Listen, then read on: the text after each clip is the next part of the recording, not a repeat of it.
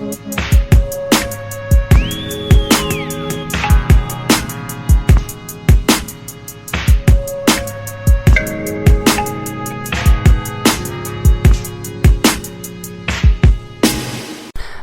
and welcome to another episode of Spoil Your Appetite. My name is Tristan, and yeah, it's been 3 months, I want to say, since I last recorded the last episode of this podcast, and yeah, I'm back. I actually have time to record a new episode, and as you can see by the title, it's not going to be about Guardians of the Galaxy or Wonder Woman, but I'm sure we will talk about those with my very special guest, Brittney.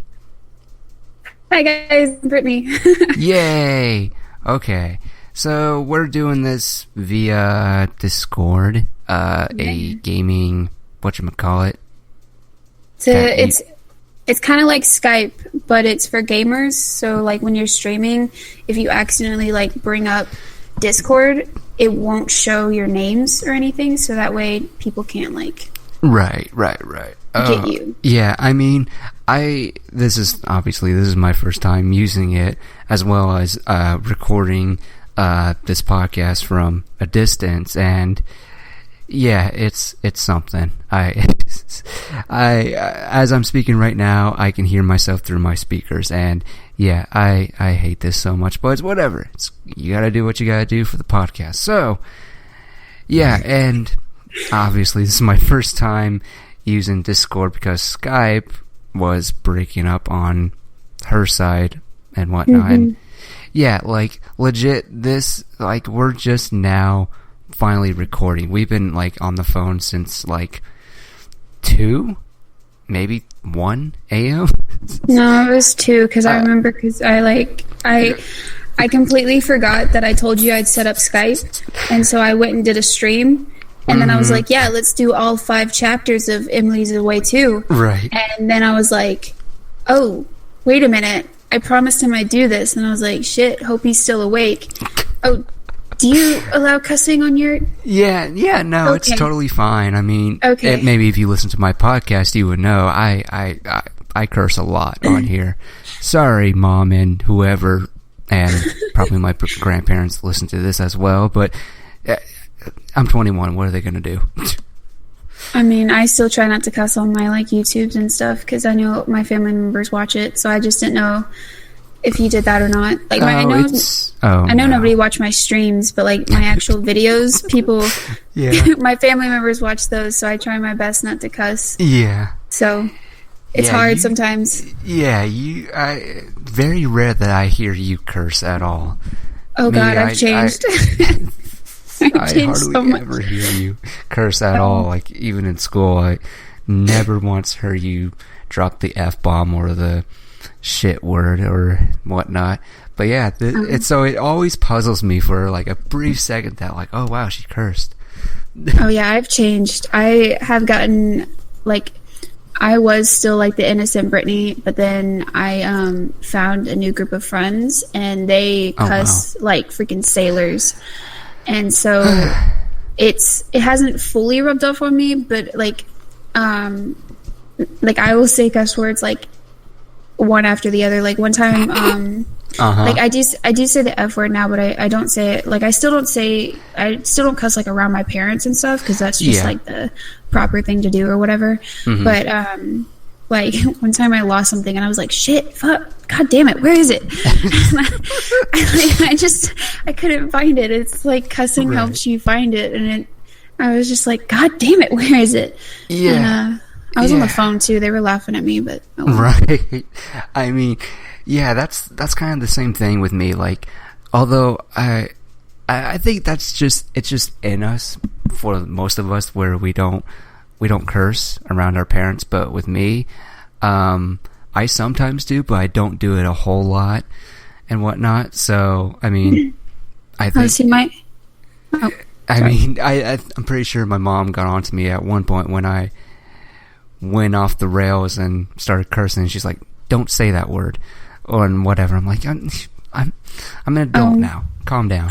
So yeah, no, my like, even if I just say damn, my mom and dad go, excuse me, and I'm like, dang, sorry. Yeah, those that's weird. I mean, they're less little curse words, so well, yeah. They always give me the lecture like I'm 40 something and I don't cuss in front of my mom. Okay, mom. Yeah, why is it a bad thing? I don't understand. It's like, we've heard these words in the movies, and it's not surprising if our parents use it. I don't get that. I mean, I get it. You're trying to set a good example for your kid when they're younger, but when they're like an adult now, it's like, who cares, really? It's kind of like a respect thing because they're your parents, and like you can use that with like your friends and stuff, and like but like when you're talking to your parent, you're supposed to show like respect and everything, and respect isn't using like cuss words every second word or anything. It's talking normally, and it's like when you can't find something, you just say, oh, I can't find it, instead of like, shit, god damn it, where is it? Right. It's just, I can't find it, have you seen it? Right. It's just like a whole respect thing, and I mean, some parents teach it that way, and other parents are just like, I don't fucking care, just do whatever the fuck you want. Right. But like my mom and stuff is like, damn is a bad word, and I'm just like, damn is not a bad word. Yeah, it's really not. That's like at the lowest of curse words. It's like really at the bottom. It's kind of like in kindergarten when somebody said shut up and you went yeah, exactly. Oh my god. Yeah, I mean, growing up was interesting for me. I mean, my parents cursed in front of me before, not like a whole lot, but yeah. And my dad like does his best to not curse in front of me. Like even now, like he'll say the F, but he'll just be like, oh, fudge. And it's just like, I'm just, and I have heard him like actually curse before, especially it's mostly when we're driving or whatever, you know. Yeah. Some people just can't drive, so yeah. But it's always fascinating. I mean, I guess it is that mentality that's like, I don't want to be this person who has to curse like every time or whatever, and I don't know. I don't mind it at all, and so it is what it is. But yeah. It's actually quite funny because like my go-to word is shit. Yeah, like, that's my go-to word, and it's actually quite funny because shit was my first cuss word ever. Because I was trying to fit a cube into a circle slot, right? And it wasn't fitting when I was little, and I just looked at it and went, shit. Damn. One badass little girl. Right, you couldn't fit the square in the circle. I was a bright one. Yeah.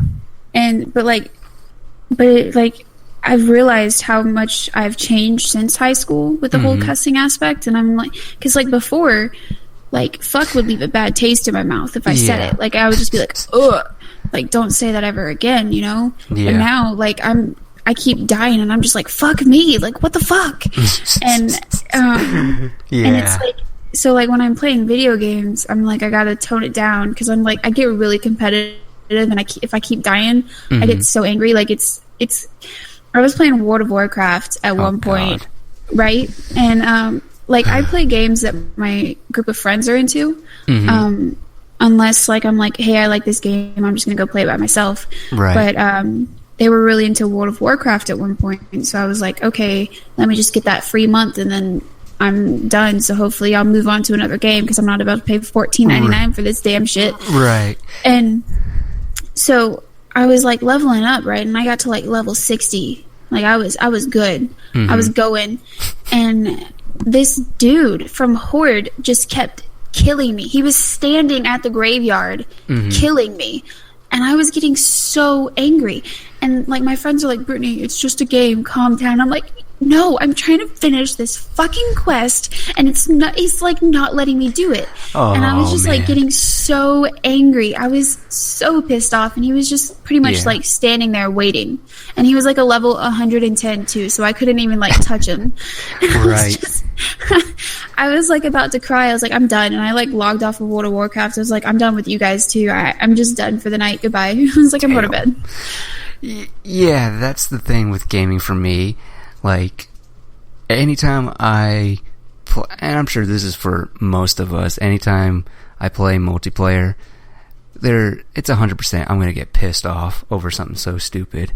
Like, Star Wars Battlefront, oh my god, that game, I don't think I've ever raged so hard at that game.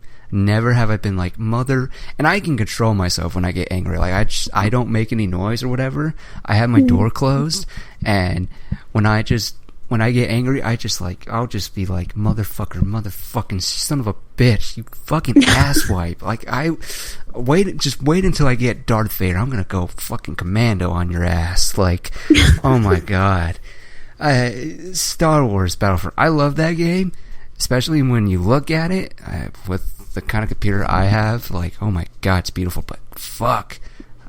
And that's the thing with games nowadays. Like, I don't play as much, and when I do, I definitely try and avoid multiplayer games. Like, it's fucking insane what I have to go through all this shit. Like, nowadays, I usually play co-op games. Well, I don't know if I can call it a co-op game, but like, you know, I just play with teams and I just face bots with my teams or whatever. And I don't like going up against other people. I mean, I think the only good multiplayer game that doesn't make me rage at all is Rocket League.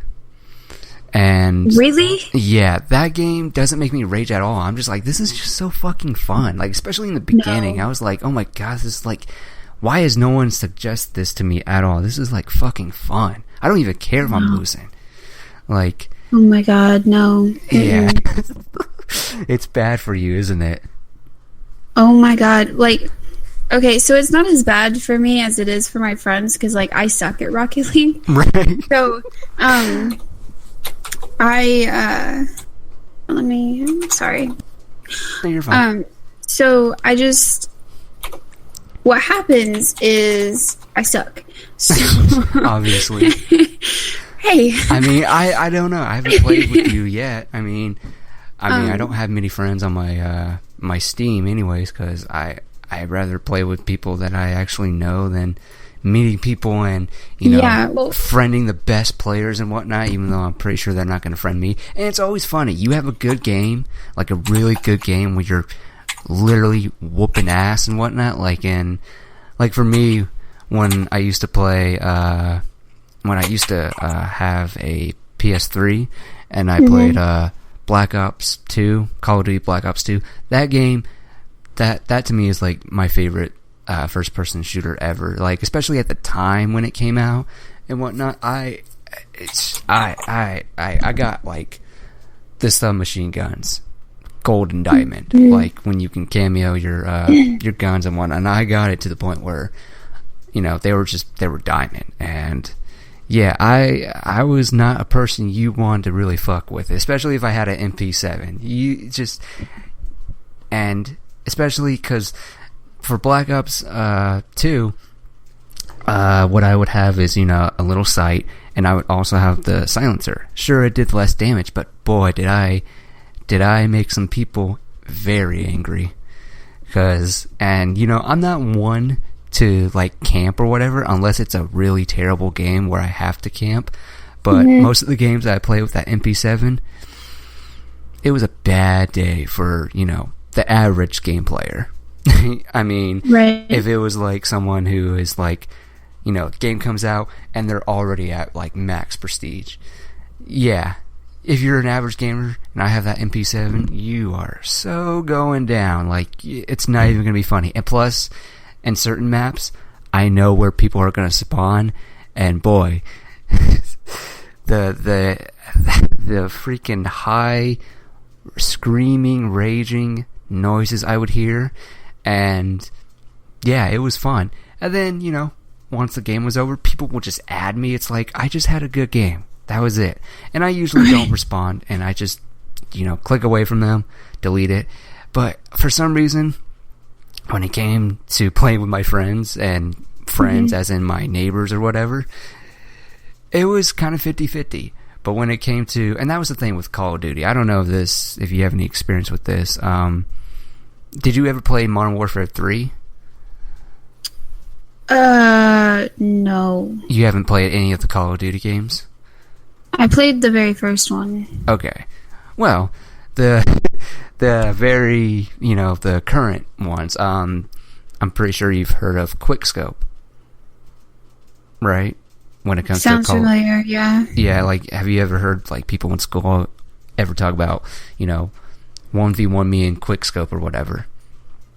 Yeah, it sounds familiar, yeah. Okay, so I'll make it brief. What Quickscope is, and, if you don't know this, Quickscope is basically, it's in the title. You Quickscope and you kill somebody. You raise it up, you slightly tap it, and then, you shoot at the same time. And that was Quickscope. And I was always terrible at Quickscope, specifically in Modern Warfare 3. That's what, whenever me and my friends would play it, they would always want to do Quickscope. And one of the perks was Quick Draw, which is faster aiming, and I just couldn't get it down. And it wasn't until Black Ops 2 where I would just smear all my friends into the ground with Quickscoping. They're like, how are you doing it? Blah, blah, blah, blah, blah. I'm like, I don't know. Like, I mean, it's just because I feel Black Ops 2 was the most smooth, turning game ever. And I think at one point I had aim assist on, which aim assist doesn't really do much. It rarely uses it. I mean, it'll work here and there, but it's not like a constant kind of like aim and whatnot. And so, yeah, I would sometimes smear my friends into the ground with Quickscoping. I mean, they would win too. Not going to take anything away from them. But yeah, it was, yeah, that was the best time. But yeah, Black Ops 2, my favorite, first person shooter. And I want to buy it on Steam, but I'm just kind of waiting for it to go on sale or something. Because I don't feel like paying for all that DLC for like $100.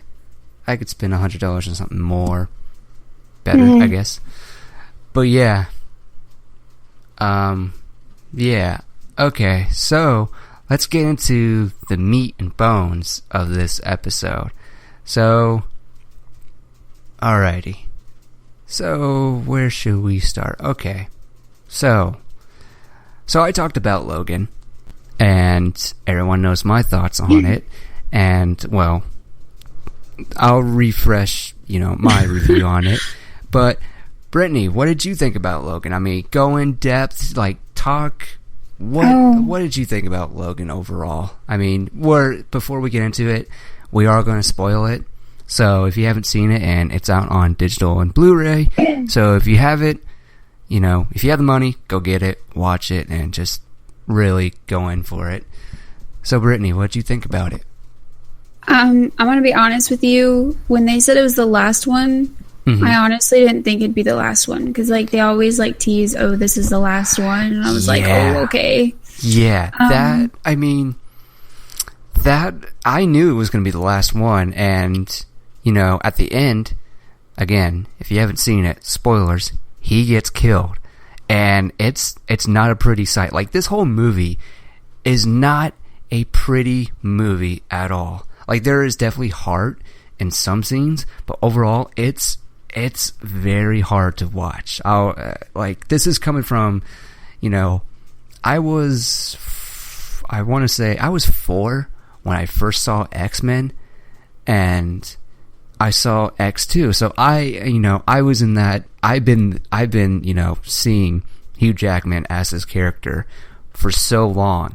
And watching Logan was kind of traumatizing for me because, for starters, it's, like I said, it's not a pretty movie. It's very gratuitous and gruesome and not a really feel-good movie at the end of the day. Just kind of put you in that aspect of, like, yeah, life is pretty shitty, but it's totally shitty for, Logan himself because anyone that's been there since the beginning, the dude just cannot get a break at all. Even when he saves the day, something just comes back at him. So, right. Yeah, and as far as the last one, I like, there have been so many times where he said, this is my last one. I think it was, I don't know when. At one point, I think it was after Days of Future Past, he was like, Oh, yeah. Okay, so he's only said it once, that this is going to be his last time. So after Days of Future Past, he was like, this is my last one. Cut to X-Men Apocalypse, which, to be fair, looking back at it now, it's like, I can't remember anything, except that Wolverine cameo, which that was the one thing I was kind of looking forward to. But yeah, right. I mean, X-Men Apocalypse, I don't know, I think I have to go revisit that film again, because I remember walking out of that movie just being like, it was alright. I mean, I wasn't in no way was I thinking it's got to be better than Days of Future Past, because for me, the best X-Men movie is definitely Days of Future Past, as far as like a team-up X-Men movie. That's for me. But overall, and yeah, so X-Men, I was just like, it was okay. But yeah, I need to go back. But anyways, talking about Logan, yeah, I mean, he gets killed at the end, and it's not pretty. So yeah, that's his final movie, and honestly, he went out with a bang. Alright, enough about me chattering. Seriously, he went out with sorry. a stab. Yeah, what do you think about Logan? I don't know, it was kind of like, I feel, honestly, like it might have been like a forced movie. Because, I mean, they start out with all the mutants are dead, and then you see Logan, and you're like, well, obviously they're not all dead, because Logan. Right. And then he also wakes up in a limo. Like, first of all, how did he even get there? Oh. Like, right. It's just, like, okay. And then,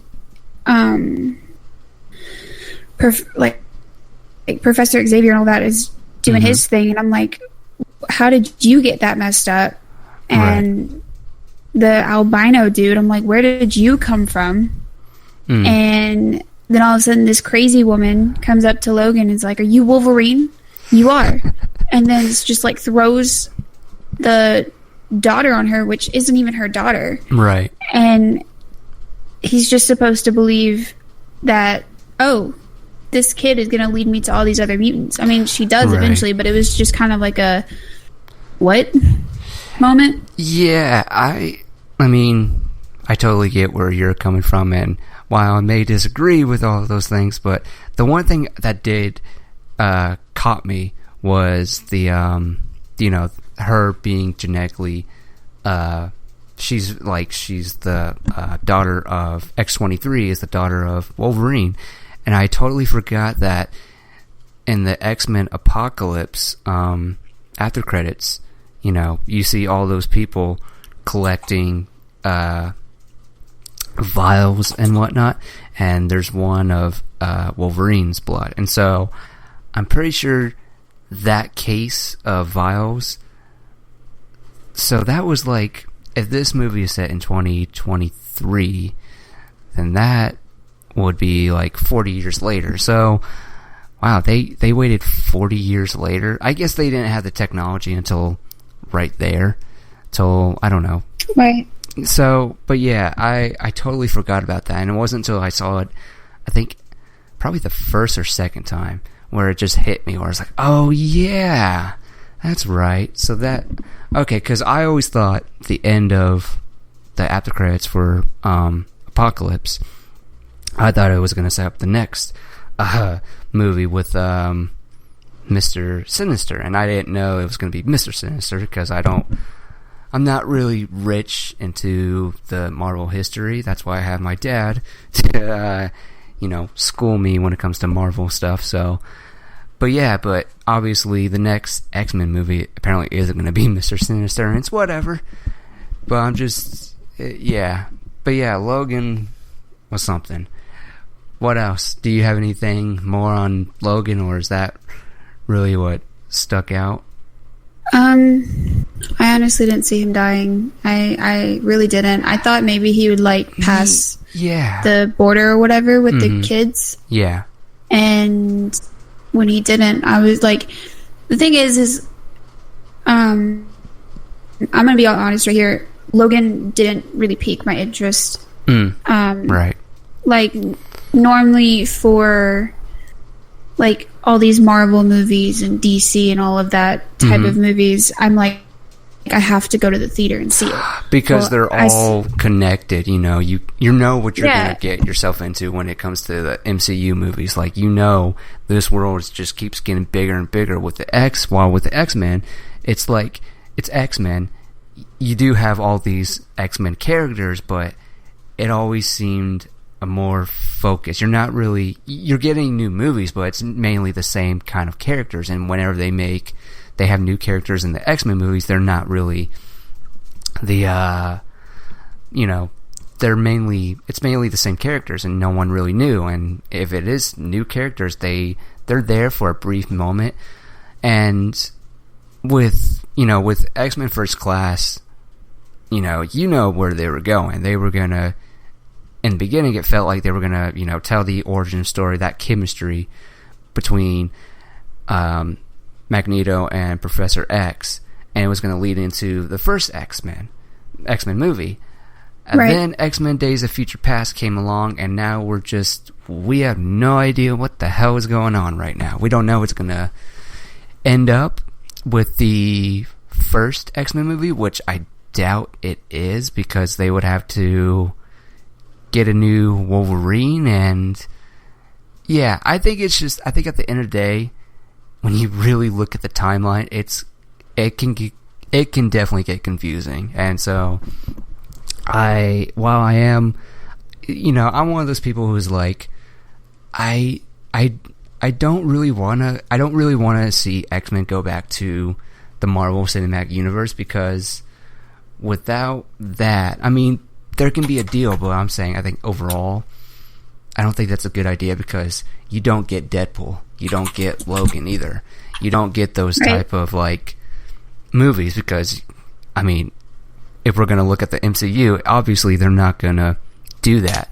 And then you could throw in the argument, why not throw them in a Netflix? And it's like, well, I mean, for me personally, it's like, what can you really do with Deadpool? I mean, I don't know, I think Deadpool works better as a movie, but who knows? I don't know. I don't know creatively how you can do Deadpool as a Netflix series, especially in that world where, everyone is so strictly serious, and Deadpool is kind of this, very jokey, adult-like person and whatnot. And so, yeah. But I'm excited for the new X-Men movie, along with Deadpool and the New Mutants movie, it's great.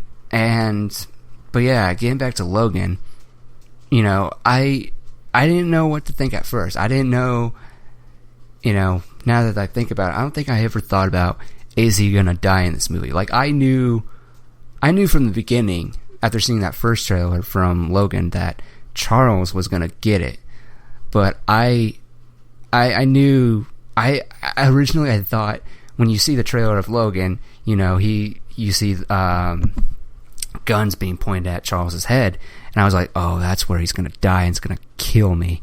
And so that scene alone was just, wow. Like, anytime Charles had his seizures, it was definitely that, like, especially the second time viewing, because I think the sound system was way better.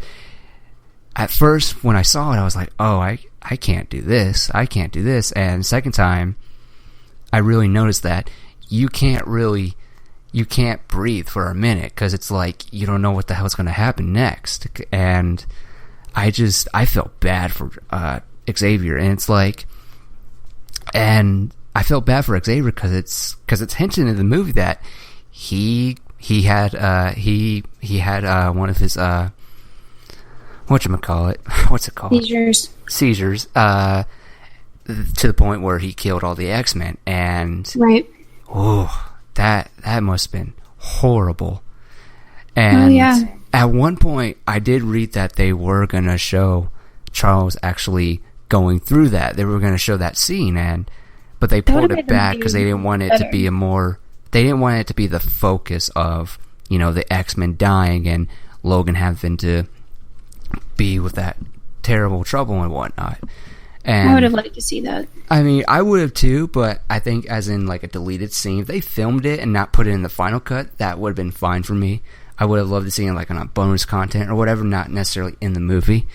But it's fine. I mean, honestly, I like that it was hinted at. I feel like that's where movies are. When movies can just hint at, you know, something subtle and not necessarily show it, and it's successful, awesome. I mean, I don't think everything has to be explained. Not everything has to be shown or whatnot.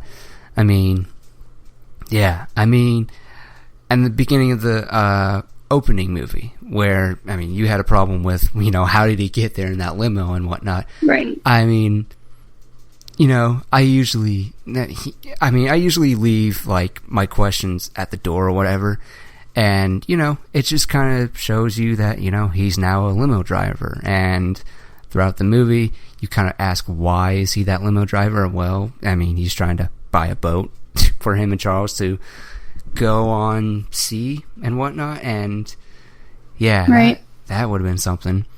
And yeah, I just love how this movie opens, and he just really has had enough with everybody and just tears up those people like, oh my god. And I saw this with my dad, of course, and he's sitting next to me, and I just hear very low, yes, because he's been waiting forever for this to, like, finally let him loose and whatnot. And honestly, for me at least, I mean, I think I can speak for most guys that tears were definitely shed during this movie. I was just because again, it's not a feel-good movie at all. Like, no one gets a happy ending, and at the end of the movie, the bad guys are still out there. Yeah, I mean, yeah, it's just their leaders are not around, but you never know who's gonna take that position. But the one thing that really did, I mean, I can't find a single flaw in this. I mean, originally I kind of was 50-50 on the X-24 clone, and when he kills Charles, I was like, I don't know how I feel about this, and I was kind of taken out of the movie for a second, and but seeing it a second time, I think it really affected me, because I'm pretty sure I missed it the first time, where Logan basically grabs Charles and puts him on the back, and he's just like, he's breaking down, and he just whispers, "It wasn't me. It wasn't me." I was just like, oh my god. Okay. Yeah, this wasn't a. I thought it was a great move. I thought it was great. I don't think it was cheesy at all. Like, I saw some people make comments about it. It's like, oh, it was a cop-out. It's like, you just don't get it. If only you knew. Yeah, but it's whatever. I cried. I cried harder, honestly, I cried harder in that moment than I did when Logan died. Because it was even, like, more heartbreaking, because, like, Charles was, like, opening his heart to him right before the fake Logan just, like, stabbed him, and I was like, no. And then when the actual Logan came in, and I was like, it wasn't me, and I'm like, yeah, no. That just this movie, man, this movie killed me. And I think what's even sadder than, you know, Wolverine telling Charles it wasn't me, what's even sadder is that the fact that Charles doesn't remember killing the X-Men at all. Because you remember in the first time we meet him, and, you know, Logan gives him his pills, and he walks off, and he's like, Charles is like, why are we here? Logan, what did you do? And fuck this movie overall, I mean, and I like that this is very much like The Dark Knight, where it basically, it's a comic book movie, but it's not your average comic book movie. Yeah.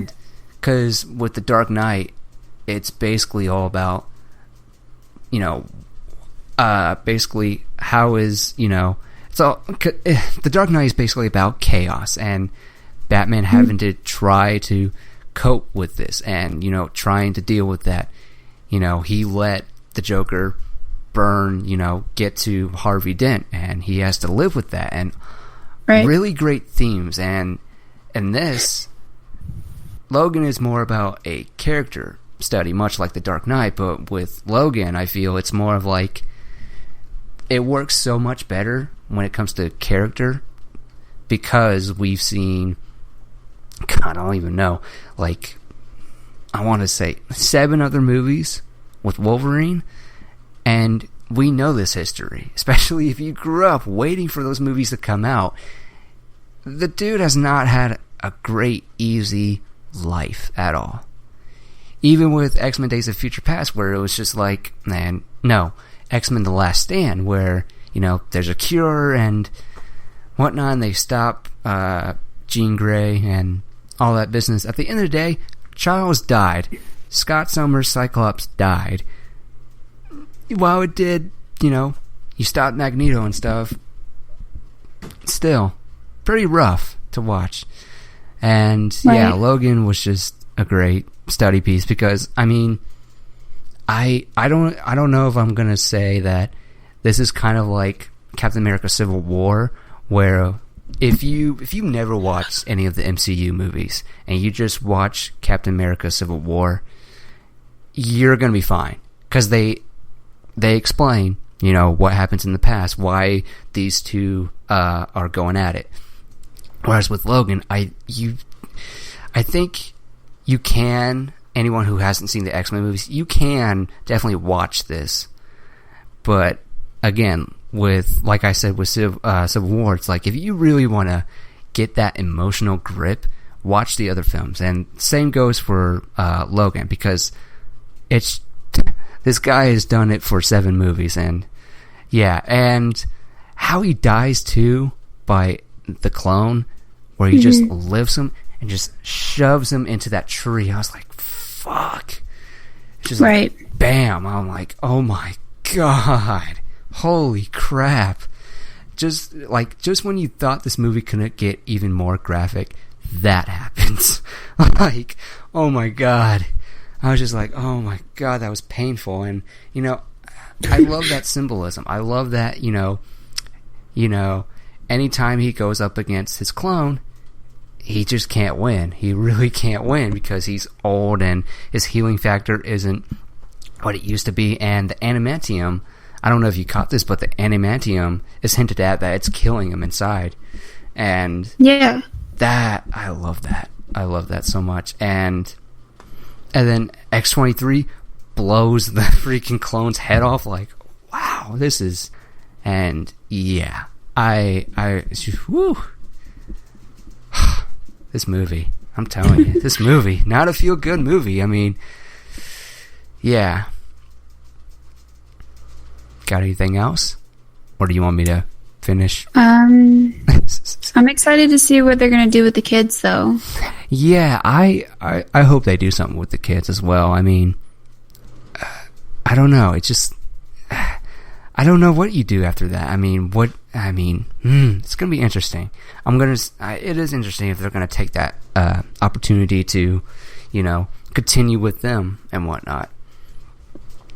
And yeah, I mean, the one thing that, of course, you know, before the movie ends, you know, and I first caught this, you know, she's at her he's at, you know, they're at the gravestone of Wolverine, and they all run off, and X-23 just, you know, turns that cross into an X, and I was like, oh my god, he died like an X-Men. Oh my god. Right. I hate this. I hate this so much, but I fucking love it too, because it's like, after this, I don't care. I don't want to see Hugh Jackman as Wolverine anymore, because, oh my god, that was a great way to go out, even though they do die at the end, but that's the part of life. Right. No one ever gets a happy ending. You can do a lot of good, but, well, yeah, I'll take that back. I mean, yeah, Logan didn't have a great life at all. I mean, he had moments, but at the end of the day, dude was struggling, so. Yeah. Yeah, that. Was there a end scene? There wasn't. After the. Yeah, that's what I thought too, and I thought that was really weird, because like I was sitting there, I was like, I know this is the last one, but there's got to be something. There's got to be something there. Yeah. And I just, when I didn't see it, it was kind of like a little piece of my heart broke off. I was like, where is it? But then again, we did get like a beginning credit scene with Deadpool, and I so didn't see that coming. I don't think anyone saw that coming. I mean, I heard rumors that Deadpool was going to show up in Logan. I was like, that's so wrong on so many levels. I mean, especially after seeing that first trailer, I was like, doesn't really fit. But then it's like a tease that, hey, Deadpool 2 is coming, and it's like, right. I wasn't prepared for that at all.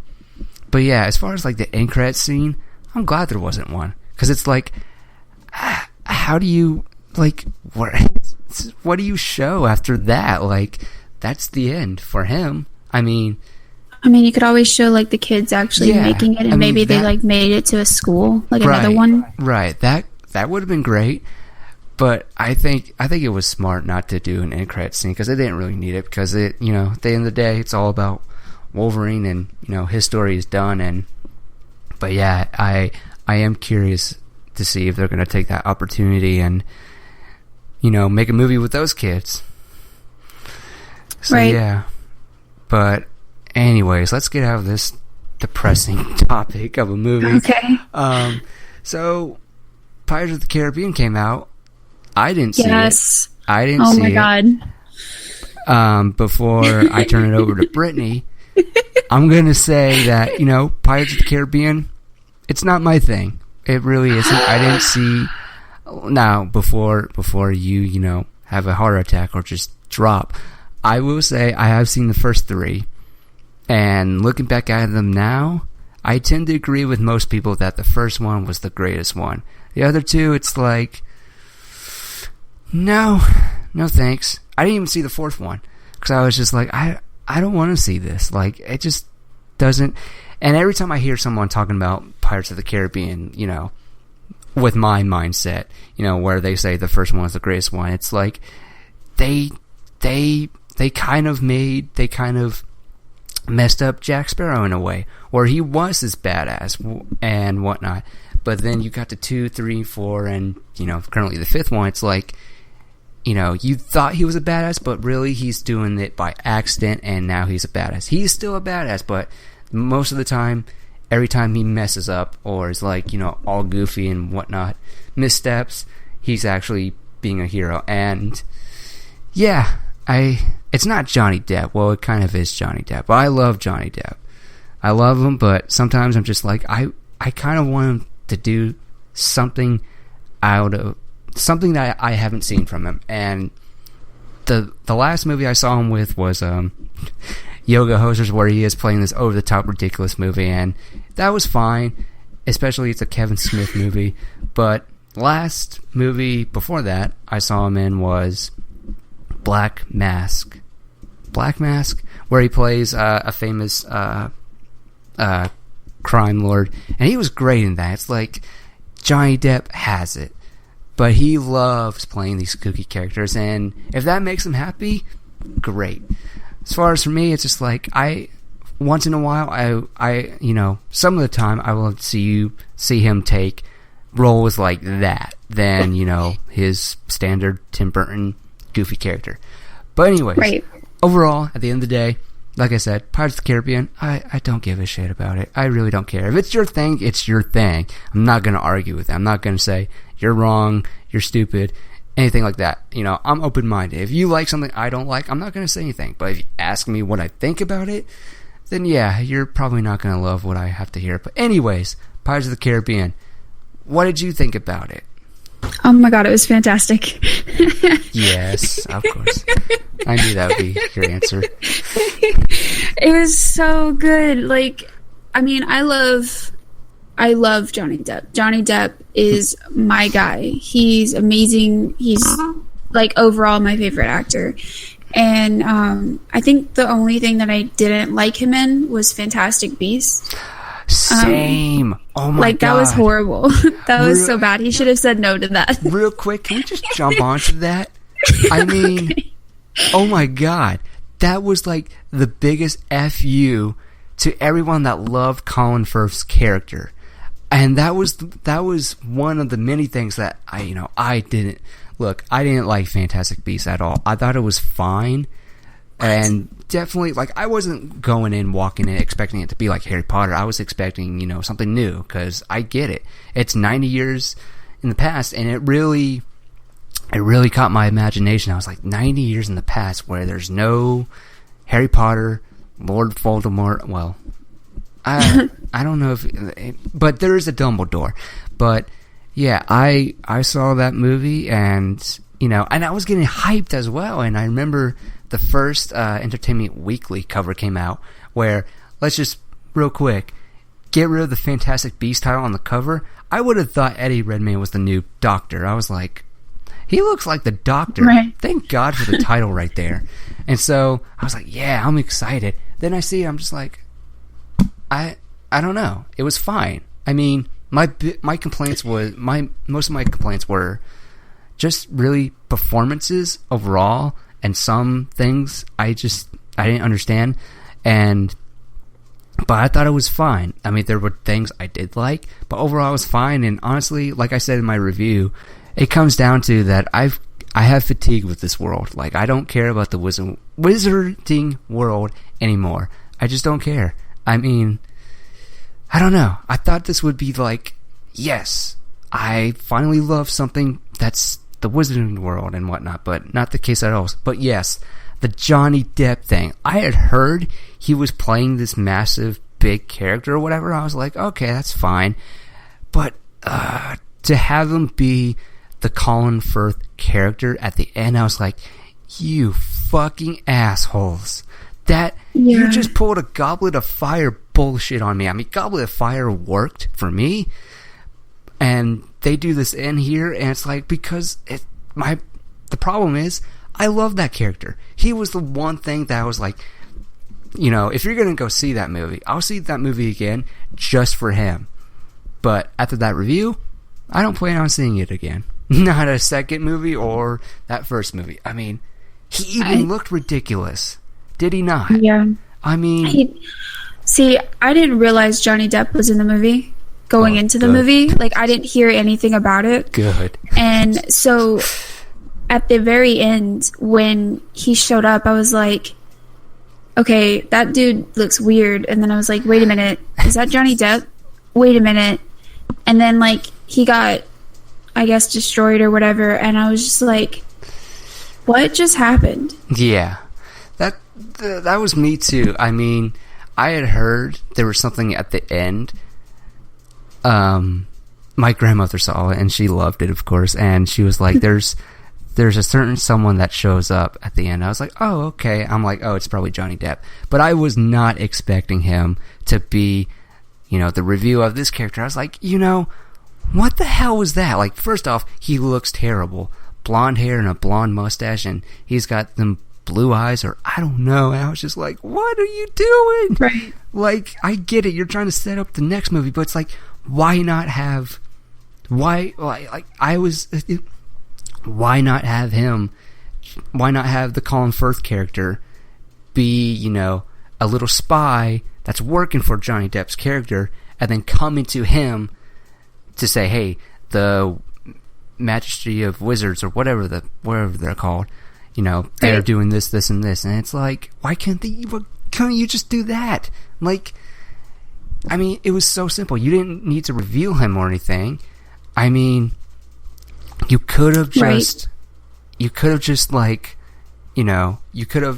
showed him as that character, as like, one of his, henchmen comes in and is like, such and such, failed you, and turns around and he's like, guess I'll have to do it myself then, or something like that. But, yeah. Anyways, getting back to Pirates of the Caribbean, Dead Men Tell No Tales. Yeah.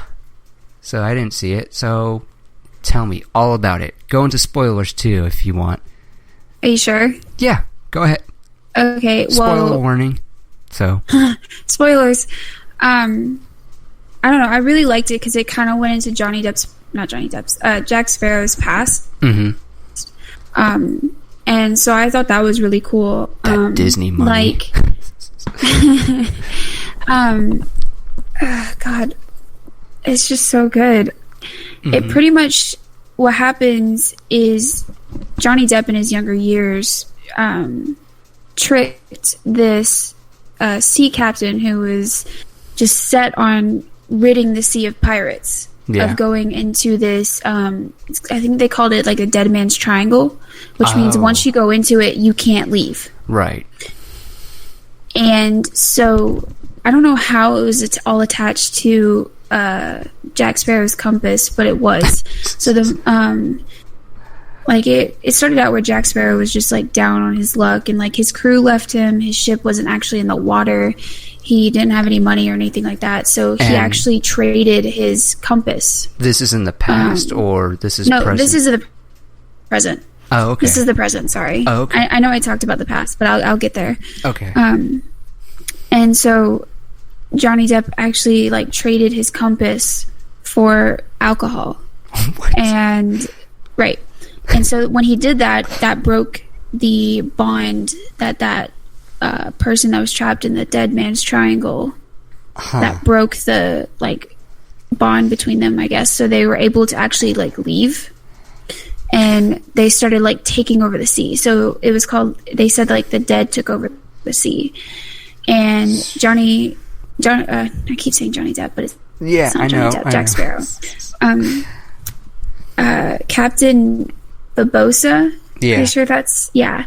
He actually teams up with the dead because he's like, I don't want to die. So he teams up. He's like, I have the compass because Captain Barbossa got the compass from a witch who got it from the person that Johnny Depp traded it with.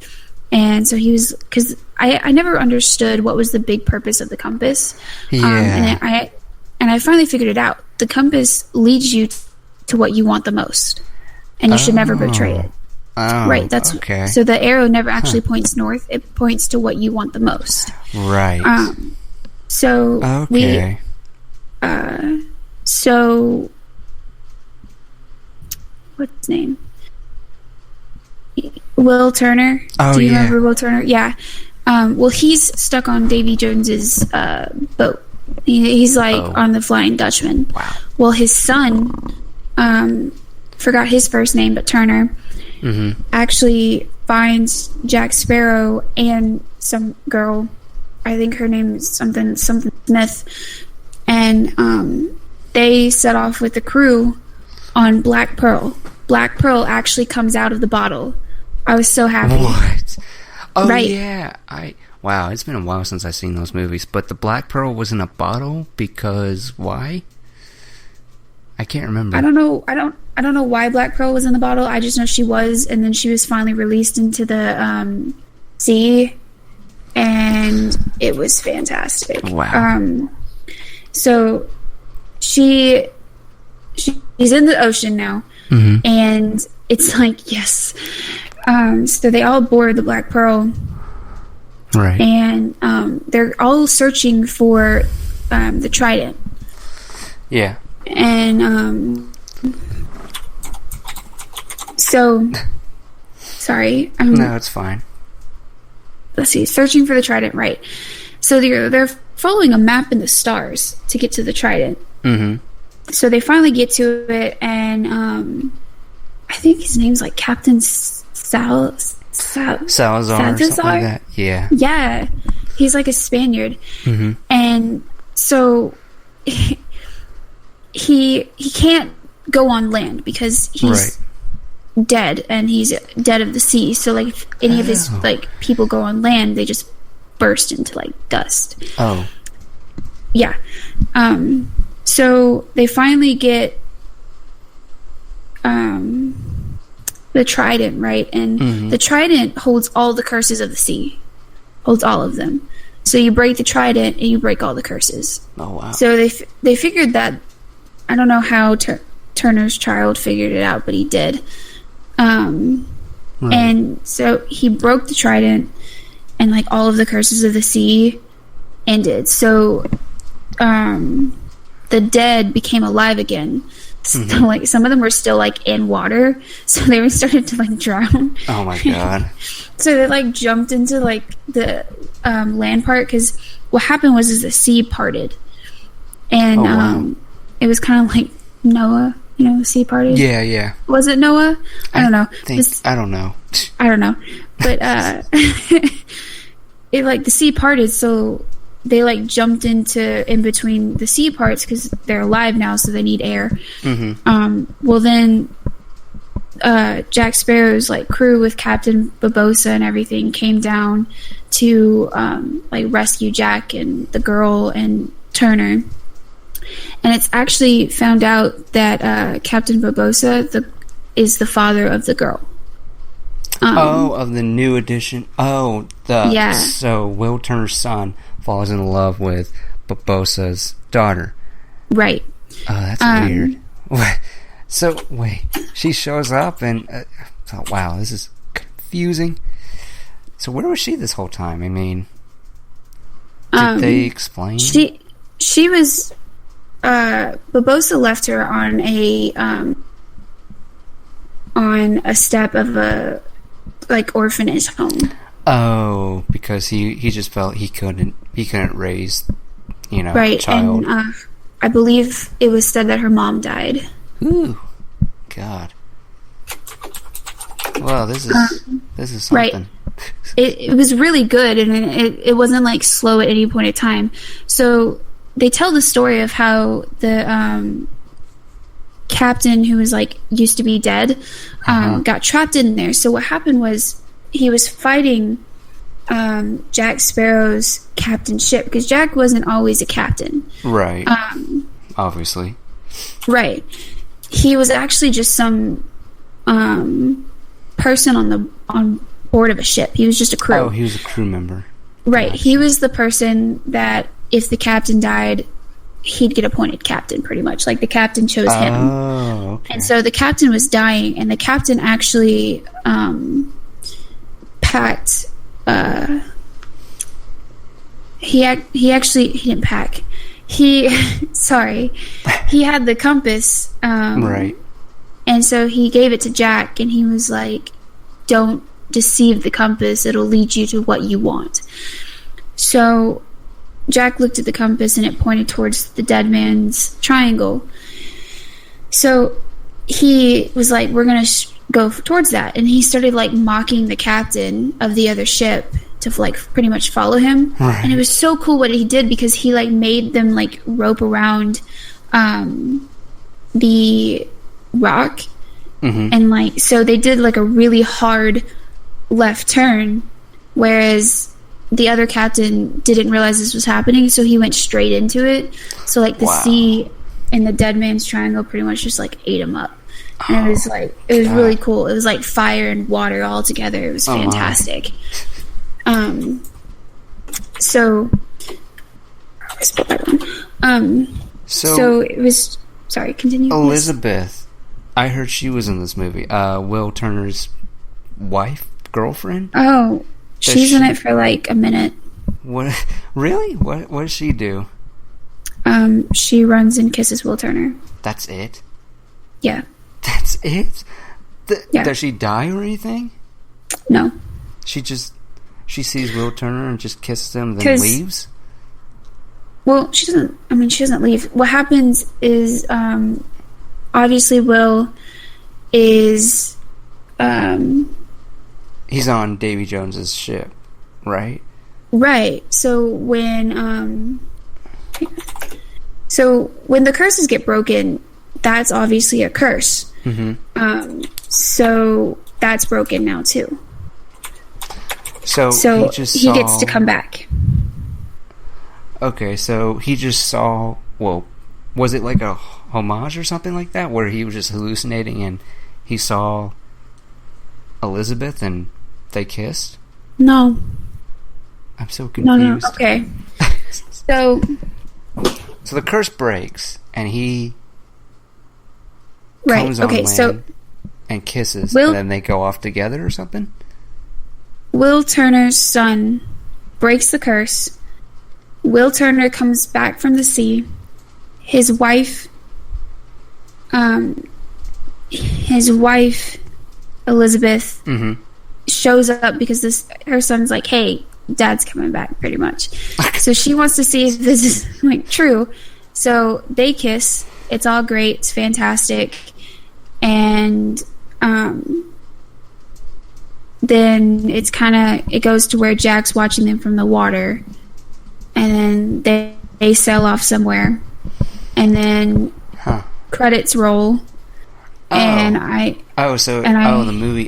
Okay, I got you. Yeah. So then I'm like, was Will Turner in most of this movie? No, he was in the beginning and he was in the end, and the after credits. Oh, so he finds his dad, and then he needs to break this curse, and then at the end the curse breaks. He shows up with his dad, and that's pretty much it. So why did they go... Oh, because he was looking for his dad, and he was on David Jones. Okay. Right, he found his dad when he was, like, really little. Like, he found him. Right. And Will was pretty much like, you need to get off this ship. You don't belong here. Gotcha. And so he, like, vowed that he would rescue him somehow one day. Mm-hmm. And so many years has passed, and they both look like Elizabeth and Will look like they're still like in their 20s, and I'm just like, God. I was what? Yeah. I mean, isn't Orlando Bloom, who plays Will Turner, isn't he like English or something like that? That's interesting. They didn't age a day. Yeah, I would love to see them come back as the two leads. Because that's the one thing that kind of, like, I can say, I would watch those movies again for those two. I mean, it was about them, but most of the time, those other two movies felt like it was about Johnny Depp and Jack Sparrow. So, but overall, so there's an end credit scene, and I read the end credit scene, and so tell me all about it. You read the end credit scene? Yeah. Because, I mean, I wasn't going to see this movie at all. Just don't have an interest in it. So I know what it's about, but you tell it. Okay, so I forget the dude's name, but I just call him Octopus Face. That's Davy Jones. Okay. Just making sure, because I just call him Octopus Face. So, oh Davy God, Jones? I just lost it. Right. My bad. So it's Will Turner and Elizabeth both laying in the bed, and they're both like sleeping. Mm-hmm. And so all you see is like the door opening, and then you see this like claw. just a claw. It's just a claw. Oh my God. And then Will Turner wakes up and he's like, and then like I'm excited because I'm like, heck yeah, there's gonna be another one.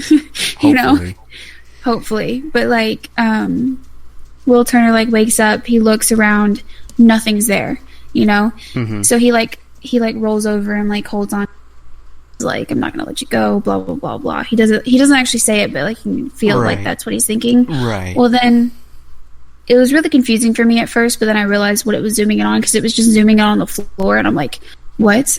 But I realized that the floor was wet, and then there was like some little pieces of like the seafloor on it. Oh. And I was like, oh, okay, it's hinting towards Octopus Face. And so I was like, oh, okay, so maybe it's because like maybe it's not Jack Sparrow anymore. I hope it is, because I love him. Right. But like maybe it's now like Will Turner's story. Yeah, hopefully. And I don't even know if that's the case, and they do making another one, which I don't think it will. I mean, at least in the States. First week did great. Then it had a 66% drop in the second week, which is mind-blowing. But you never know. Overseas, it might do really well, because, some things tend to do better over there, except Power Rangers, but it's whatever. So yeah, okay, so Pirates of the Caribbean, overall thoughts? I liked it. I mean, but I love the thought of pirates, and I love Johnny Depp. So pretty much anything other than Fantastic Beasts that he's in, I will pretty much love it, because Johnny Depp's amazing. Right. You just go see it for him, like most people do, and that's fine. Pirates of the Caribbean I don't go see just for him. Like, it's a good thing that he's in it because it's just better. Right. But I do really thoroughly enjoy Pirates of the Caribbean. You love that world, and you love that era, and you love the pirates. I feel like... basically. I mean, yeah, like, I feel like if I lived in that time, I'd be a pirate. I'd be a horrible pirate. You'd be Jack Sparrow, basically. But that's the thing. You'd be Jack Sparrow, and you would conquer all, apparently. Mess up, yeah. Yeah. Anyway, so let's talk about a movie that I have seen, and that is Guardians of the Galaxy 2. And Guardians of the Galaxy 2, I mean, first off, when the first movie was coming out, I had no interest in seeing that. But wait, after what? You had no interest in seeing it?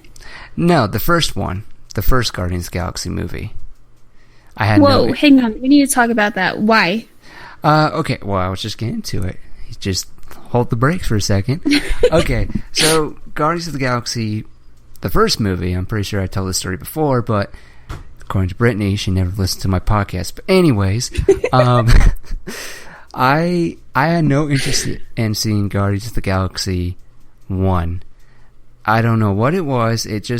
I saw like all the trailers, and yes, it's a Marvel Cinematic Universe movie, but it just really wasn't connecting with me. And so it came out, and I was like, whatever. It's just one movie. So, but what did it was people that aren't normal, like people I know that don't normally go see these movies, went and saw it, and they said it is the greatest movie that they've seen ever. And so I was like, okay. And then I saw another review that was just like, and I don't care for reviews. I don't care what anyone thinks. If you like a movie, great. If you don't, great. But I saw a review that said it's basically like this generation's Star Wars. And I was like, wow, that's something. So I was like, okay, whatever. And, I was at McDonald's, and my dad texted me, have you seen Guardians of the Galaxy? I was like, no. It's like, oh my God, you're missing out. Because I told him I wasn't planning on seeing it. He's like, oh no, you gotta see it. I was like, okay, whatever. And so eventually I saw it. I was like, you know what? I'll give it a shot. It's a Marvel movie. I mean, just because it's not connecting with me and I don't care for space and whatnot. So I go to the movie theater, and the movie theater I saw it in was basically, it only had like 2 screens, and that was it. So I go in, and it's basically a garage. It's very flat, doesn't incline. Go in, sit down, watch the whole movie, and I walk out, and I'm like, holy fuck. That is the last time I ever doubt Marvel again. Oh my God, that was fun. I like all the colors and the characters and the story and how they all come together. I was just like, that was like Avengers fucking good. Oh my God. And so, yeah, and then overall I was like, I see where that one person said, this is this generation's Star Wars movie. And I was like, oh my God, I totally see it now. And, that was just so much fun. I mean, that mixtape definitely is a plus for that movie. So, there you go. There you go, Brittney. That's the story. That's the story of me not wanting to see it, and then after seeing it, I was like, I'm never downing them again. So, right. Guardians of the Galaxy 2. I have another interesting story. So, with Guardians of the Galaxy 2, it was... Okay, so I saw this after work, and I made a stupid decision of, I wanted to stay awake, and what I did was I grabbed, a soda, and I downed it so fast that during the whole third act, I was like, oh my God, this movie needs to end, I have to pee. And so, but what made it even worse was waiting for those after credit scenes, and I heard there was 5, and I was like, oh my God, 5, why 5? Yeah. Oh my God, I have to pee. And then, it ends, and, I went and peed. And then after really thinking about it, I was like, they didn't really need 5 end credit scene. I mean, they were all enjoyable, but you could have just shown 2 of those 5, really. But anyways, Guardians of the Galaxy 2. Overall, because everyone loves to hear about, what did you think? Did you think it was better than the first one? All this comparison stuff. It's like, okay, look, for me, I'm in that same camp where it's like, it's not better than the first one. It's definitely entertaining as hell as the first one, that's for sure. It's still great. And when I think about it, I can't really say that I had any problems with. I mean, one of the things with most of the MCU movies, and I'm in that camp as well, where it's like, I have a hard time with the villains and stuff. But with this one, it was great. Because, and we're getting to spoilers, sorry, if you haven't seen Guardians, what are you doing? I mean, really. You know, turns out Ego, the living planet, well, he's just Ego. He is the father, and he turns out he's the villain. And I didn't see that coming. You know, I heard Ego has always been a villain in the comics, but I didn't think he would be the villain in this. And yeah, and honestly, what makes this movie for me is Kurt Russell as Ego. That dude, that's the one thing I took away from this movie. Kurt Russell, my God, he's so charming as hell, and his character and all this stuff. And you know, I mean, I've told you, Brittney, I don't usually go in with expectation or whatever, but with Guardians, I did have an expectation, and which was, I need to see Ego, the living planet. I need to see that. And if this movie's crap, then at least I can say that is why this is the greatest movie ever, because you saw Kurt Russell's, not really his face, but you can kind of see it on a planet. And I was like, and they showed it for a brief moment. I was like, that's why I live for this. And I was just like, because when I heard about it, I was like, I cannot imagine. I can't process that they're actually going to do that, you know? And when I heard it was Kurt Russell, I was like, yep, that I need to see that. I need to see that. If they don't, fine, whatever, just be entertaining as hell. But the fact that they showed it was great. But yeah, Guardians of the Galaxy 2 I felt was really great.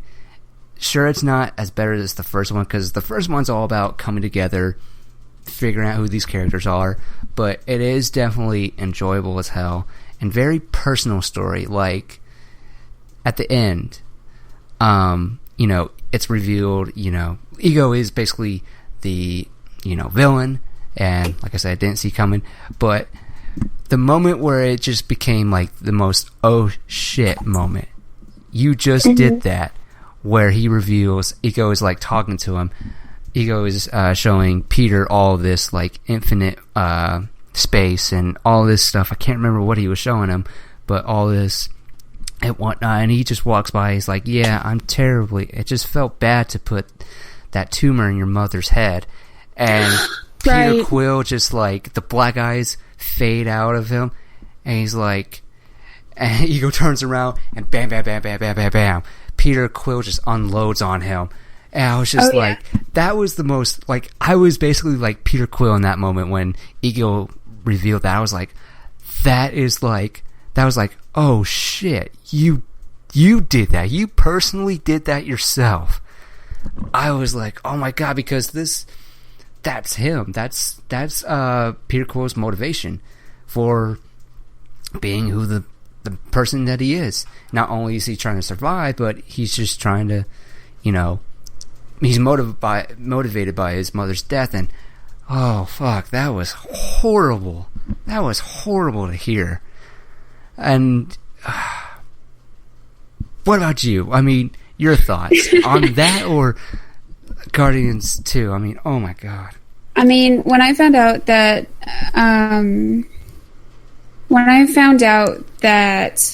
Peter's dad put the tumor in to his mom's head, I was just like, what? What is going on? Yeah. That he just said it out of the blue, like out of nowhere too. I was like, you motherfucker. Like, oh my god. Yeah, I mean, I really liked Guardians of the Galaxy too. It was cool and everything. And the one thing that it was kind of like wasn't my favorite is that they made Rocket seem just weird. Like, because in the first, like in the first one, they were like all a team and everything, and it was great. Mm-hmm. And they like came together. But then, like in the second one, it was kind of like Rocket was pushing everybody away, right? And it's just like, why? Like from the unsocial standpoint of it, I understand wanting to be alone. Mm-hmm. But it just doesn't make complete sense as to why he's been searching for like friendship, and he has, right? So, but like when he finally found it, why is he trying to push them away? Right. Yeah, he was more, because at the end of the day, he had those whatchamacallit, something, he stole something from the gold people or whatever, and yeah, it just felt like he was just in it for himself. Supply. Right. I think he was doing that to try and get excluded from the group, because he was just like, God, what's his name? The blue guy. Blue guy? Yeah. Nebula? The one with the arrow? One with the arrow. Oh, Yondu. Oh, yeah. Like, because I did like how Yondu and him actually, like, bonded a bit on the whole point of, like, they both wanted to be excluded from things. Right. I did like how that happened. Mm-hmm. But it still kind of was just like why is pretty much Rocket wanting to get out of the Guardians? It confused me, but I mean, in the end, it kind of, I guess it all worked out because it was okay. Right. Yeah, I totally understand. I mean, Yondu dying at the end, I was not prepared for that at all. I mean, that was just, wow, like, he had a soft spot for Peter, and wow, that was hard. I will say, looking back at it, I'm so glad they didn't force Baby Groot onto us as much, because I was excited for Baby Groot, but at the same time, I'm so glad they didn't like enforce him on us, because we already love the guy. We already love that little tiny plant, and him trying to find Yondu's new fin, that longer fin.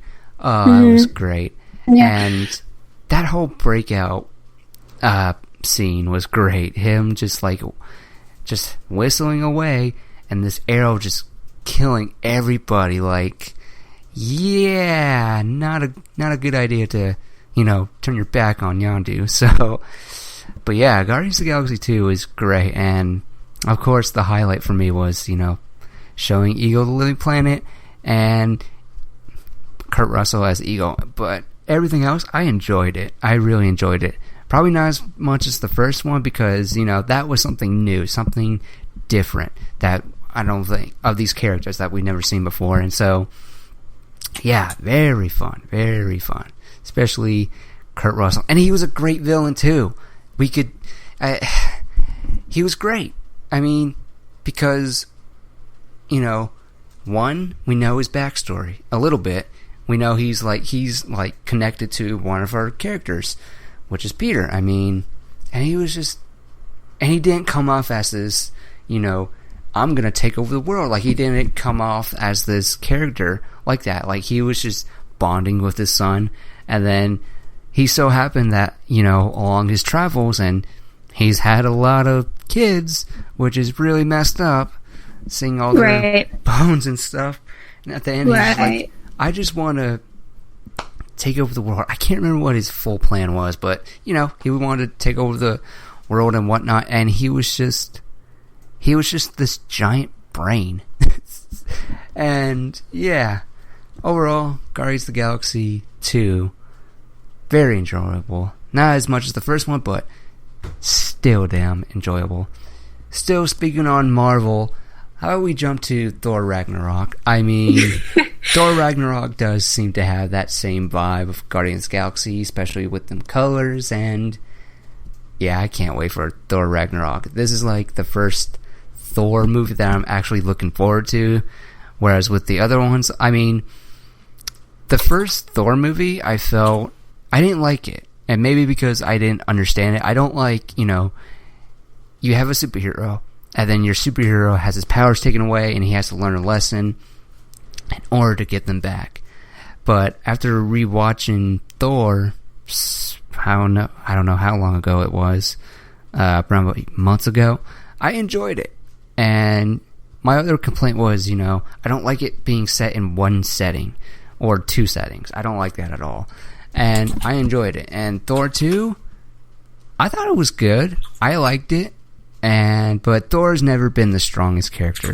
But with Thor Ragnarok, it seems like it's got that Guardians vibe, and I love it, and I love the colors, and I so can't wait to see Thor and Hulk go at it. I mean, the first time we saw them squaring off, great. Just great. And yeah, and the thing that really caught me with that trailer was he puts on the helmet and he, brings down the wings on his helmet. And I was like, that's fucking genius. I love that so much, because you don't really see him wear the helmet, and it's fine. You want to see your actor's face. But yeah, I think that was sexy as fuck to me. I was like, he just pulls him down, and he has the wings on his, I love it all. Yeah. Right.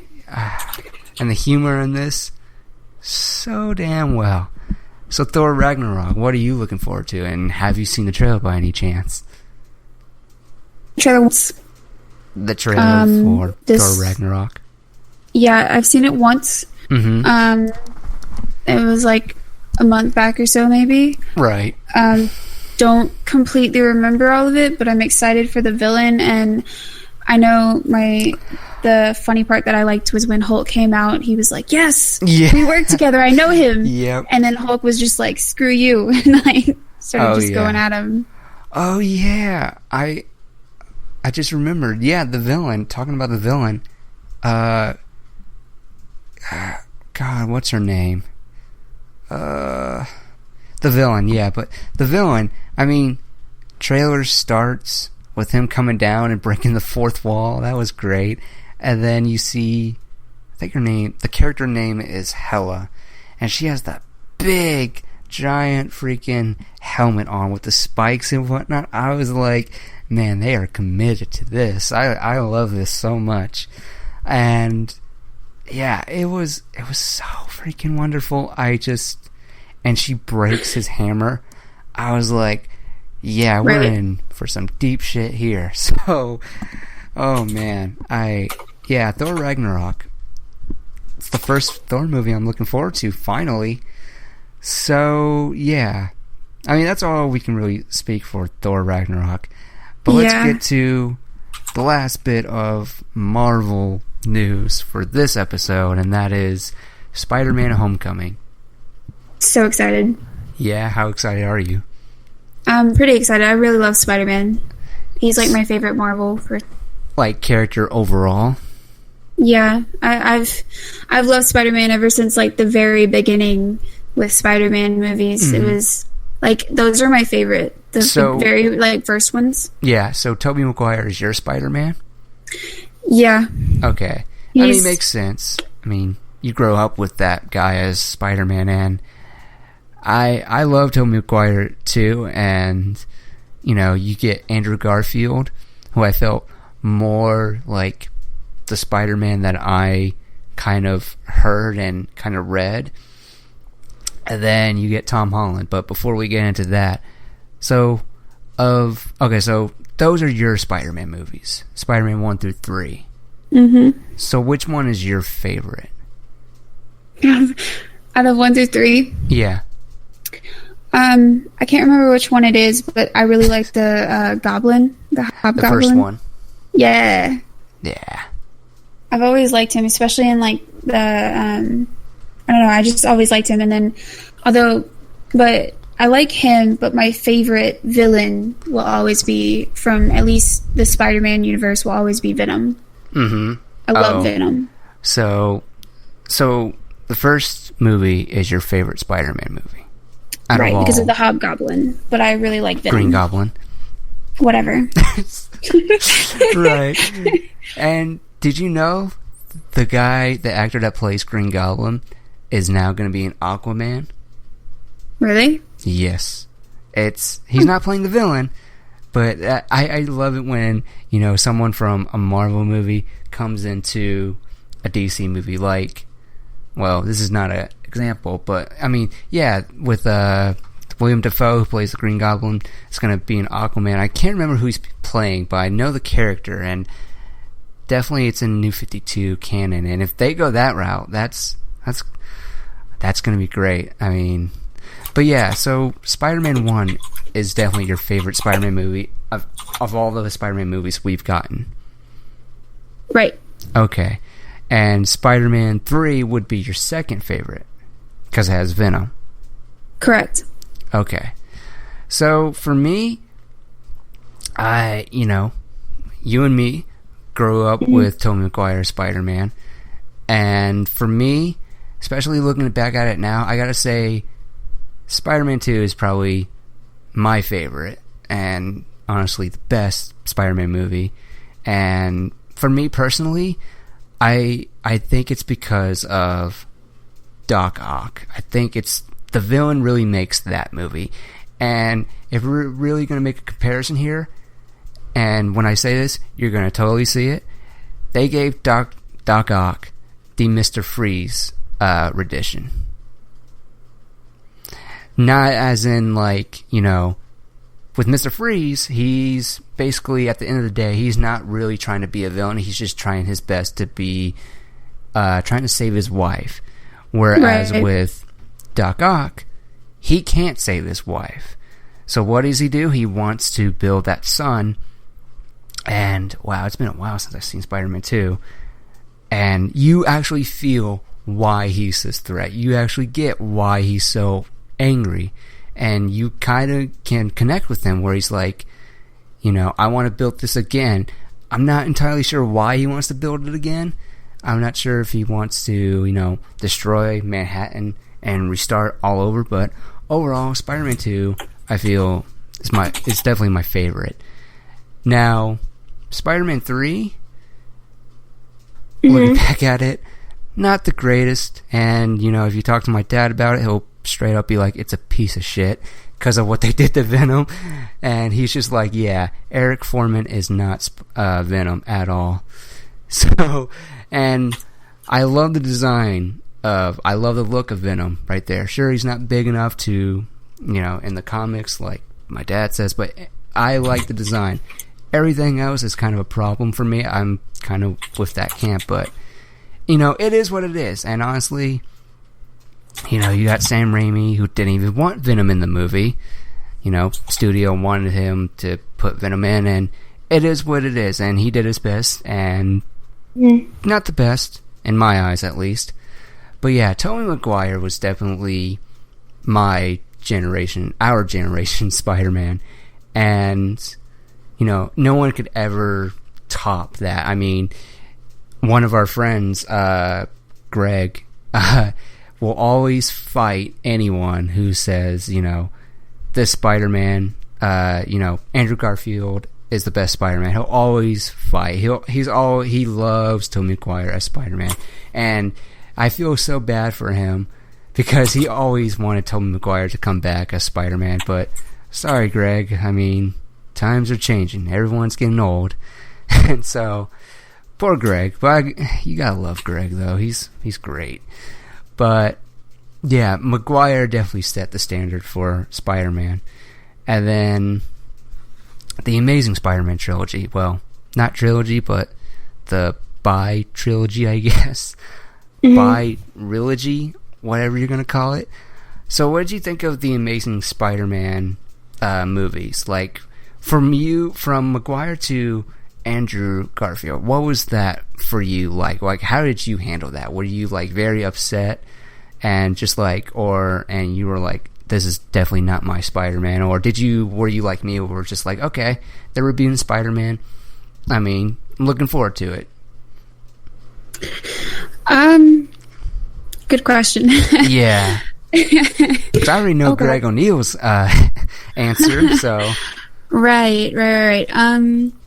I don't know, like, I really liked my Spider-Man, and I was kind of iffy about the whole new Spider-Man. Mm-hmm. I was actually hoping they would bring him back. Right. I was like, but he's kind of old. Yeah. So. I mean, they were going to make a fourth one, but, right. It ended in bad taste in everybody's mouth, and so, yeah, so you were open to Andrew Garfield as Spider-Man. Yeah, I mean, I kind of was. Like, I was like, he better do good. Like, right. Which, I mean, he did. Like, he was just as funny. He brought actual, like, character to the Spider-Man character. Right. It wasn't just, bleh, He had more It actually humor. Worked. Yeah, he had more humor. He was very much that teenager person. It's, right. All that business. And, I was looking forward to it. And the suit for the first movie was really a wild take, and I really enjoyed it. And for me, I heard so many comments that he's hipster Spider-Man. And it's like, yeah, he is pretty for a guy who's Spider-Man, and he doesn't get off that, he's not a nerd or anything like that. And he, his Spider-Man, he totally fits in and whatnot. He is smart, but he's not like a nerd that gets picked on or anything like that.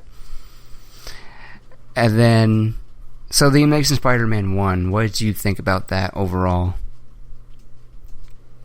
I mean, it was good. I mean, I like anything Spider-Man pretty much. Oh, okay. Yeah. I mean, yeah. Spider-Man, I get my it. guy. Right. For me, the Amazing Spider-Man 1 was truly a nice, great reboot, and I was definitely looking forward to, and I was looking forward to the second one. I was like, all right, bring it on. Then I saw the suit for the second one, and I was like, wow, that is very ultimate Spider-Man-like look right there. And then you had Electro, then you had Rhino, then you had Goblin, and great. Not too many villains in my eyes. I mean, as long as you can execute it well enough. I mean, look at Lord of the Rings, for example. I mean, those movies are something else. Even though I haven't went back to them because now that I'm in Game of Thrones, I mean, I should probably go back. But anyway, Spider-Man. The Amazing Spider-Man 2. What are you... Well, let me start first. First off, I'm pretty sure I've said this on the podcast. The one good thing I can say about The Amazing Spider-Man 2 was the chemistry between Peter and Gwen Stacy. Everything else was complete garbage. So, I mean, the one thing that really upset me to the point was the end, how it ends. You think you're going to see, the one thing I was looking forward to was seeing Spider-Man and Rhino go at it. And it ends just as they're about to start fighting. And I was like, you son of a bitch. This would, first off, what a waste of money. Seriously, what a waste of money. You didn't need to do that. That doesn't make any sense. You spent all that money for the CGI character and you don't even use them. You use them for right. That really pissed me off. So I just left. I was like, forget the end credits. I don't give a shit anymore. That was just... You left? Yeah, I left. I was like, I don't care. And then, I saw the after credits scene and it's Harry Osborn's head in a case. And I'm like, what? That strange, that hooded figure or whatever. He's like, wake up, old friend. It's like, yeah, I'm glad I didn't see that because that was bullshit. And then this was very much like this movie. I'm watching this movie, I'm like, and you know how Electro is one of the villains, I'm like, wow, this seems very familiar to me. And it's like I've seen this done before, where the villain is very obsessed with the hero, and the hero rejects him, I guess, and he's now a villain. And I'm like, I'm sitting there and I'm watching this, like, I've seen this before. Where? And prior back, when I first saw the trailer, I was like, wow, this looks like this. And so when I'm in the theater, I forget about that, and I'm like, wow, this they are really going with that. And I'm like, okay, where have I seen this? And I'm like, oh god. And I was like, Batman Forever. Fuck. I was like, oh no. So it happens, and I'm like, oh my god, please tell me that they didn't take a page out of Batman Forever. And I was like, yep, they did. Oh my god, this is not good. Not good at all. Not good. Oh god, stop it with the puns. Stop it with the electric music in that last battle scene. I was like, oh god, this is not what I wanted. I mean, you have Jamie Foxx, who's a great actor. Why camp him up? I don't get it. And then you got Green Goblin, which I will say,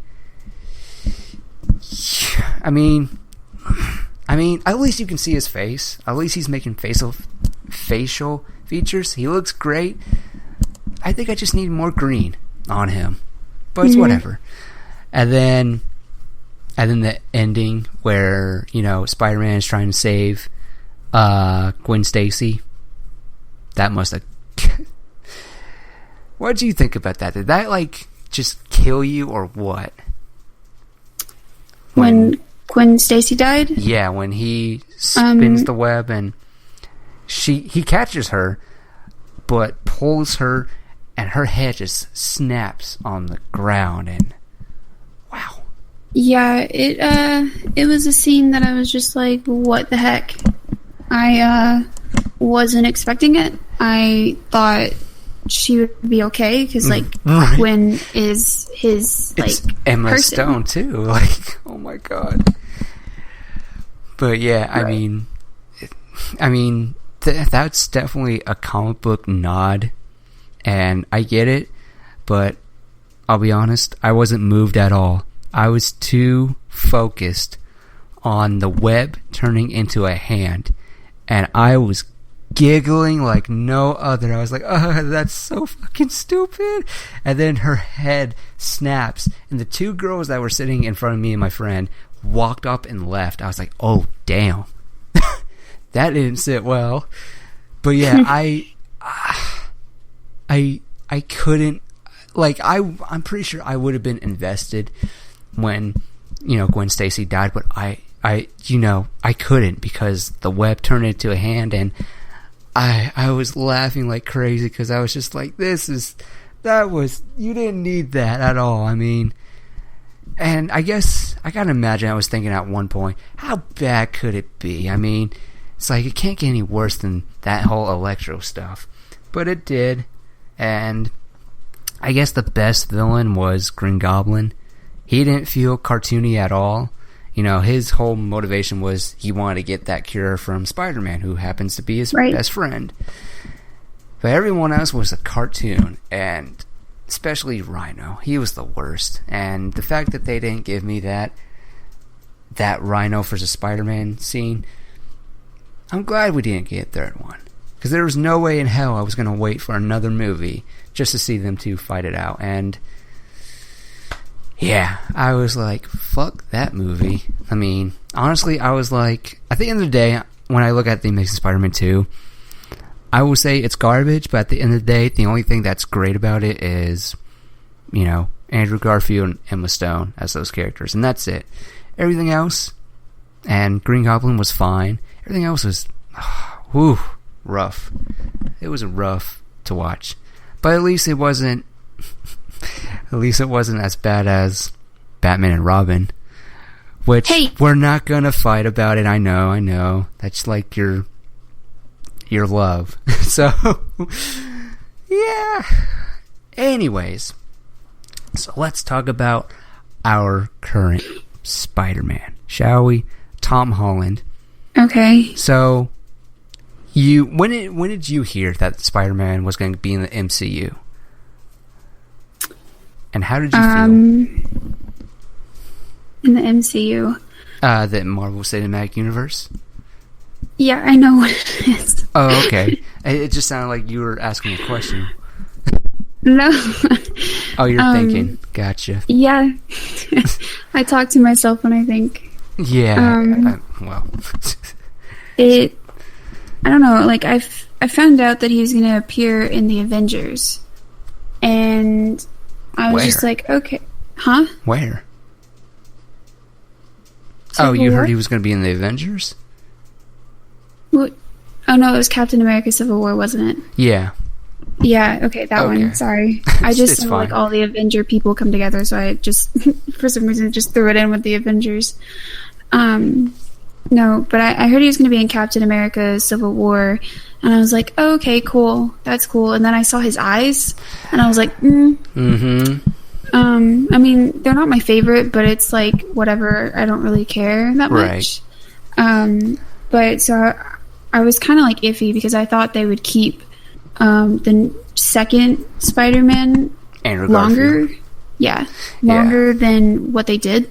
Mm-hmm. So I was like, I guess I'll just have to give him a chance now too. And I mean, he looks like he's so young. Like he looks like he's like my age. He is. And he is. And so it's just kind of like, I mean, yeah, you could pull off being in high school because you're my age. Like, right.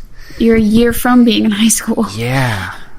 I mean, my thoughts on it was, when I first heard that, and I read the full freaking document that Sony released, because apparently what had happened was, the reviews weren't great for the Amazing Spider-Man 2, which, okay. But I think they did make their money back, but I don't think they were going to do a third one because of those reviews, and the Sony did get hacked at one point, and there's a review, there's an email of it, and they were actually considering making an Aunt May movie, and yeah, that would be bad. Yeah, that was just weird to me, and so when I heard the news, and Sony put out this document saying, we are proud to announce that we are going to be collaborating with Marvel Studios / Disney on bringing Spider-Man into MCU, and I was like, holy shit, it happened. Holy crap, this is amazing. Never did I think it was going to happen, but thank you, Amazing Spider-Man 2. I mean, holy crap. And so, time passes, and I think they casted him, and I was like, okay, cool. And then we got closer to Civil War, and we see the first trailer. First trailer, of course, blew me away, and I was like, yeah, Captain America Civil War. And I was like, yeah, fucking Black Panther. Yeah, that's what I'm talking about. Second trailer, I was like, I don't know if I should watch it, because I know what happened, because that was the year Batman v Superman came out, and I'll get into later with that, but I will say I watched every single marketing video they put out for Batman v Superman, and I was burned like crazy. And so I was like, I don't know if I should watch the second trailer to Captain America Civil War. And then, I saw, of course, on my Twitter feed, a bunch of screenshots of Spider-Man. I was like, okay, I'm curious. All right, I'm curious. Because in the beginning, I was like, when I first saw that trailer, I was like, forget Spider-Man. Black Panther, like, come on. And, it's so funny to look at those comments back in the day where they're like, where's Spider-Man? Where's Spider-Man? It's like, Black Panther! Why is no one talking about Black Panther? Like, that dude. And so, saw the second trailer, I was like, oh my god. And, the story is evolving, and I'm like, yes. And then Black Panther, I'm just like, I'm on that Black Panther train. Give it to me. And then, goes black, and then Underoos, and here comes Spider-Man. I'm like, and he's like, hey everyone, and then the eyes move. I'm like, holy crap, holy shit. I was like, okay, that was cool. But, I mean, that was cool, but Black Panther was still my favorite. And so, but I was like, man, first off, the suit, very classic Spider-Man. Second of all, the fucking eyes. I was like, they just integrated it so well. It makes so much sense because, you know, Tony Stark gives him this suit, and that's how the eyes move. And I was just like, oh my God. Cut to Civil War coming out. I came out, I was like, fucking Black Panther was the shit. I was like, you know, and that's the thing. You watch it now, it's like, every time Black Panther goes up against someone, no one seems to stop him. Like, that man is on a mission. He is not to be messed with at all. But then I was like, you know, and, you know, I said it on here too, I gotta give credit to, you know, while my highlight for me was Black Panther, everyone was talking about Spider-Man for them. I was like, I gotta give credit. I have never felt more emotional watching Tom Holland as Peter Parker / Spider-Man ever. I was taken back because it's like, oh my God, this is the Spider-Man I've been looking for. And I'm grateful for those other movies, but this is the most accurate comic book Spider-Man I've ever seen, and he just nails it. And I was just like, I don't know what to say. Like, they freaking Marvel just, oh my God. I was like, this is my Spider-Man for sure. And, you know, I said that on my social media, and of course, you know, our good old friend Greg O'Neill was like, why does he look like such a kid? He's such a kid. And it's like, that's the thing. He's he is a kid. Yeah. He's in high school. Exactly. I was like, he's a kid. And that's the thing with most movies nowadays that are set in high school, I can't watch because I'm like, I don't buy that guy as a, you know, a senior or whatever. I don't buy that at all. I mean, even with like a show like Power Rangers, for example, it's like everyone looks like they're in their 20s, and I don't buy that they're kids, but you know, if you're gonna hire someone in their 20s, you gotta at least make them at least look like they're in high school, or like you gotta make it look like me, at least me and you. And I was like, I have no words. Like, that's Spider-Man. He not only looks like a kid, he's so dead on. And he was making jokes and all this stuff, and, you know, I very much got that vibe of, like, he is a nerd. He's a nerd that doesn't fit in. And when I watch those trailers, it's like, it proves my point that this is probably, he's not going to fit in. He's not a kid who fits in. He's very awkward and doesn't know how to talk to kids, but he's having a hell of a time being Spider-Man. And I'm like, that's what I want. That's what I've been kind of looking for. It's like, it didn't hit me until I saw his Spider-Man. That I was like, this is the Spider-Man I've been looking for. But yeah. Right. So, seeing those trailers, what was that like for you? I mean, were you just like Civil War or Homecoming? Spider-Man Homecoming. I mean, I've only seen that trailer once. it's fine, but I mean, I totally understand. And, you know, don't watch anymore because that does it justice. And freaking, you do know the only time I watch trailers is when you tell me to watch them, right? Like, yeah, I don't go searching for them, but you're just like, oh, this trailer's so cool, you need to watch it. And I'm just like, yeah, okay. I'll now, from now on, I'm only going to tell you to watch just one trailer. If it's that good, like, if I like it, I'm going to tell you it's good. The rest of the time, I'm not going to say anything. If a new trailer comes out, don't expect a call from me. Because, like I said, I learned my lesson from Batman v Superman. So, but yeah, Spider-Man Homecoming, and the fact that Batman himself, Michael Keaton, is the Vulture. That's just, he goes from DC to Marvel, and it's just, that guy. I love Michael Keaton. He's so great. I mean, from being Batman to being in comedies, and yeah, Spider-Man Homecoming. This is definitely the Spider-Man I've been looking for, and I seriously cannot wait. Alrighty. So, I think we'll stop there. So, yeah, come back next time. Brittney will be with us again. So, that's Spoil Your Appetite. I'm Tristan. I'm Brittney. Hi, sorry. It's okay. Alright. See ya.